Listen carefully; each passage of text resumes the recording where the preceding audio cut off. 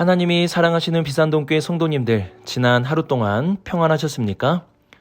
벌써 추수의 계절 11월이 되었습니다. 그동안 새벽에 만나 시간을 통해 하나님의 말씀을 많이 뿌렸습니다. 이제 추수의 날이 되었으니 뿌려진 씨앗이 감사의 열매로 우리 성도님들의 삶 속에 맺어질 수 있기를 바랍니다. 우리는 오늘부터 히브리서 말씀을 함께 나누게 됩니다. 히브리서는 신약 성경 중에 수수께끼와 같은 말씀으로 알려져 있는데요. 왜냐하면 히브리서의 저자, 저작 시기, 저작 장소 및 당시 히브리서의 독자들이 누구인지 정확하게 알려지고 있지 않기 때문입니다. 육하 원칙으로 본다면 누가, 언제, 어디서 이 세 가지가 히브리서에서는 모호합니다. 아직까지도 이 세 가지는 학자들 사이에서도 의견이 분분합니다. 그럼에도 불구하고 히브리서가 하나님의 소중한 말씀인 이유는 육하 원칙에서 무엇을, 어떻게, 왜에 대한 부분이 분명하게 나타나고 있기 때문입니다.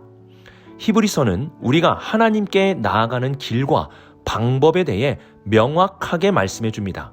그리고 히브리서 13장 22절에서 권면의 말로 전했다고 기록하므로 오늘날의 설교의 형태로 전하고 있음을 알려줍니다. 마지막으로 히브리서는 당시 여러 이유로 인하여 기독교 신앙을 저버리고자 하는 성도들의 믿음을 굳건하게 하기 위하여 기록하였음을 알려줍니다. 우리는 히브리서를 통해 하나님께 나아가는 명확한 길을 보게 될 것입니다. 이를 2000년 전에 울렸던 설교의 음성으로 믿음이 흔들리는 성도들에게 다시금 믿음을 붙잡고 살아갈 수 있도록 전해지게 될 것입니다. 이제 히브리서 말씀을 통해 하나님의 보좌 앞으로 더욱 다가가는 시간을 가져보도록 하겠습니다. 오늘 우리에게 주신 히브리서 1장 1절부터 14절까지 말씀을 함께 읽겠습니다. 옛적에 선지자들을 통하여 여러 부분과 여러 모양으로 우리 조상들에게 말씀하신 하나님이 이 모든 날 마지막에는 아들을 통하여 우리에게 말씀하셨으니 이 아들을 만유의 상속자로 세우시고 또 그로 말미암아 모든 세계를 지으셨느니라. 이는 하나님의 영광의 광채시요 그 본체의 형상이시라. 그의 능력의 말씀으로 만물을 붙드시며 죄를 정결하게 하는 일을 하시고 높은 곳에 계신 지극히 크신 이의 우편에 앉으셨느니라. 그가 천사보다 훨씬 뛰어남은 그들보다 더욱 아름다운 이름을 기업으로 얻으심이니 하나님께서 어느 때에 천사 중 누구에게 너는 내 아들이라 오늘 내가 너를 낳았다 하셨으며 또 다시 나는 그에게 아버지가 되고 그는 내게 아들이 되리라 하셨느냐. 또 그가 맏아들을 이끌어 세상에 다시 들어오게 하실 때에 하나님의 모든 천사들은 그에게 경배할지어다 말씀하시며 또 천사들에게 관하여는 그는 그의 천사들을 바람으로 그의 사역자들을 불꽃으로 삼으시느니라 하셨으되 아들에 관하여는 하나님이여 주의 보좌는 영영하며 주의 나라의 규는 공평한 규이니이다. 주께서 의를 사랑하시고 불법을 미워하셨으니 그러므로 하나님 곧 주의 하나님이 즐거움의 기름을 주께 부어 주를 동류들보다 뛰어나게 하셨도다 하였고 또 주여 태초에 주께서 땅에 기초를 두셨으며 하늘도 주의 손으로 지으신 바라.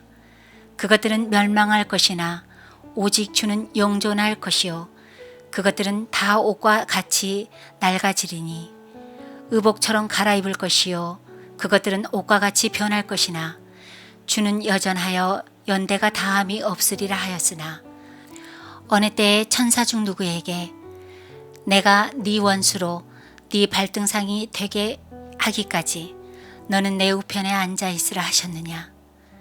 모든 천사들은 섬기는 영으로서 구원받을 상속자들을 위하여 섬기라고 보내심이 아니냐. 아멘.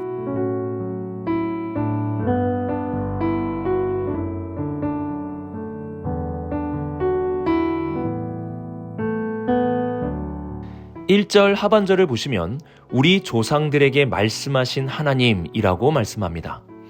히브리서를 이해하기 위해서는 말씀하시는 하나님에 대한 믿음이 있어야 합니다. 우리 성도님들은 하나님이 말씀하신다는 사실에 대한 믿음이 있으십니까? 그 믿음을 바탕으로 하여 히브리서를 읽어가야 합니다. 하나님은 옛적에 선지자들을 통해 여러 부분과 여러 모양으로 말씀하셨습니다. 구약을 읽어보시면 하나님은 선지자들을 통해서도 말씀하시고 율법을 주시거나 꿈이나 환상, 심지어는 짐승의 입을 사용하셔서도 말씀을 하셨습니다. 이렇게 여러 부분과 여러 모양으로 옛적에 말씀을 하셨습니다. 그리고 2절 상반절을 보시면 이 모든 날 마지막에는 그의 한 아들을 통하여 우리에게 말씀하셨으니 라고 기록합니다. 옛적에는 여러 모양과 여러 방법으로 말씀하셨다면 마지막에는 오직 하나님의 한 분이신 아들을 통해서 우리에게 말씀하신다고 기록합니다. 그래서 옛적에는 하나님의 말씀을 알기 위해서는 여러 모양과 여러 방법들을 보아야 했지만 이 모든 날 마지막에는 오직 하나님의 아들이신 예수 그리스도만 주목하면 하나님의 말씀을 알 수 있게 되는 것입니다. 그분 안에서 완전하게 모든 것을 하나님이 말씀하셨다는 뜻입니다. 2절 중반절 이하를 보시면 이 아들을 만유의 상속자로 세우시고 또 그로 말미암아 모든 세계를 지으셨느니라고 말씀합니다. 여기서 강조점은 모든입니다. 이는 예수님이 하나님의 모든 것이라는 뜻입니다. 이 세상의 모든 것이 하나님의 것이고 이 세상의 모든 것은 하나님이 창조하셨습니다.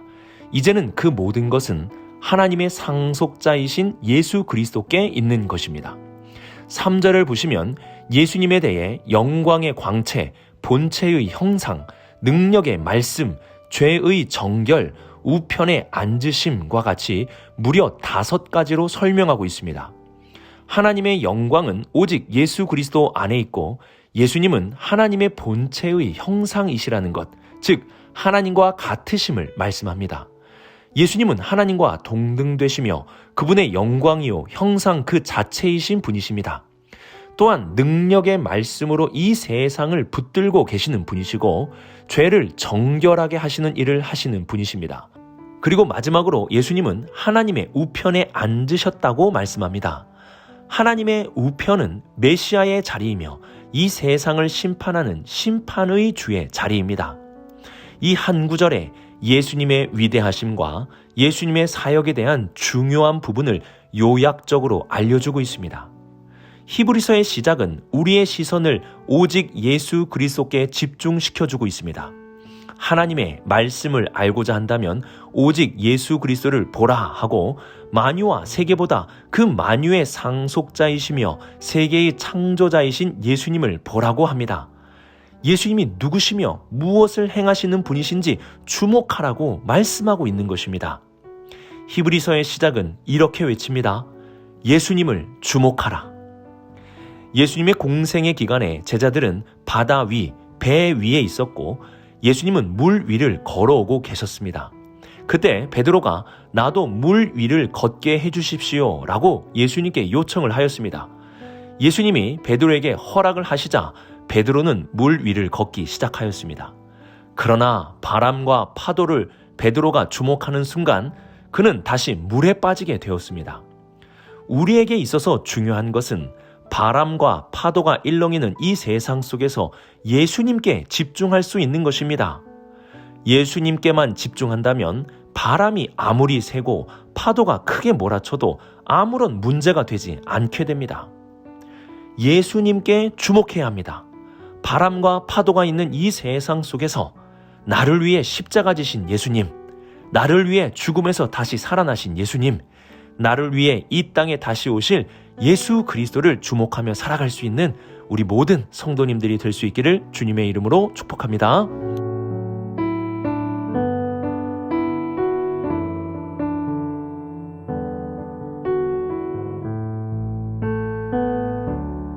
히브리서를 더 잘 이해하기 위해서 3번 질문에 대해서 먼저 답을 해보도록 하겠습니다.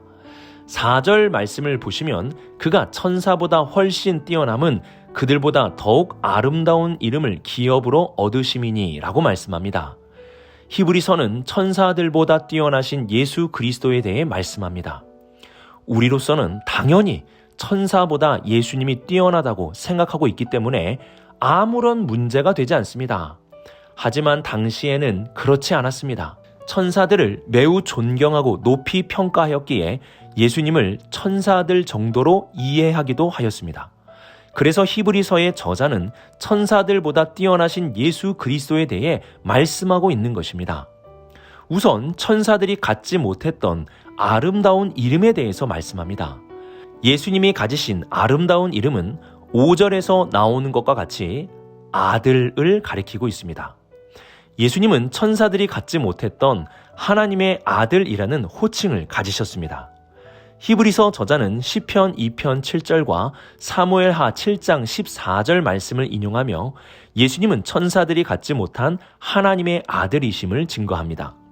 그리고 6절은 천사들이 예수님께 경배한다는 사실을 말씀하며 예수님이 천사들보다 더 뛰어나신 분이심을 알려줍니다. 7절은 천사들은 피조 세계의 일부분인 바람이며 불꽃이라 말씀하고 14절을 보시면 천사들은 섬기는 영으로 구원받을 상속자인 우리를 위하여 섬기라고 보내신 자들임을 말씀합니다. 반면에 8절 이하의 말씀을 보시면 예수님은 피조 세계의 일부분이 아닌 하나님의 아들로서 영원히 이 세상을 다스리시는 주님이 되신다고 말씀합니다. 히브리서는 가장 먼저 예수님을 주목하게 하고 그 다음으로는 예수님을 높여야 함을 말씀합니다. 예수님을 이 세상의 그 어떤 것보다 높여야 한다는 것입니다. 주님을 높이는 것은 우리의 신앙에 매우 중요한 의미를 가지고 있습니다. 내가 가장 높아지면 내 뜻대로 그리고 내 생각대로 살면 됩니다. 또한 천사가 가장 높아지면 천사의 계시나 천사의 인도하심을 가장 중요한 것으로 여기면 됩니다. 그러나 그리스도께서 가장 높으시다면 이는 그리스도의 뜻과 말씀이 우리의 삶에 가장 높고 우선된다는 뜻이 됩니다. 성경은 질서의 중요성을 우리에게 알려줍니다. 하나님이 주시는 안식이라는 것은 하나님의 질서 안에 있을 때 주어지는 것입니다. 그 질서는 내가 또는 이 세상의 피조물이 나보다 높이 두는 것이 아니라 하나님을 그리고 그의 외아들 우리 주 예수 그리스도를 나보다 높이 두는 것입니다. 예수님을 높일 때 내 삶에 안식이 오는 것이고 예수님을 높이는 것이 진정한 구원의 길을 걸어가는 삶이 되는 것입니다. 나는 누구를 가장 높이며 살고 있습니까? 누가 나의 삶에 가장 높은 자리에 앉고 계십니까?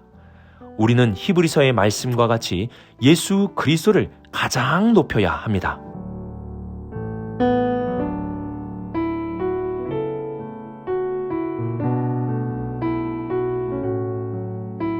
히브리서는 예수님을 주목하게 하고 예수님을 높이며 마지막으로는 예수님이 우리의 영원한 주님이심을 알려줍니다. 11절을 보시면 이 세상의 땅과 하늘은 멸망할 것이라고 말씀합니다. 이는 한계가 있다는 뜻입니다. 우리는 이러한 한계가 있는 것을 주로 섬겨서는 안 됩니다. 10절부터 12절까지 말씀을 보시면 주라는 말씀이 반복되고 있습니다. 우리는 점점 쇠하여지는 것을 우리의 주로 섬겨서는 안 됩니다. 우리의 주는 영존하시며 여전하셔야 하며 연대가 다함이 없으셔야 합니다. 영존과 여전함은 어떠한 상황에도 흔들리지 않는 안정성을 가지고 있다는 뜻입니다. 연대가 다함이 없다는 것은 세월 앞에서도 변함이 없다는 뜻이 됩니다. 우리말에 세월 앞에서는 장사가 없다는 말이 있습니다.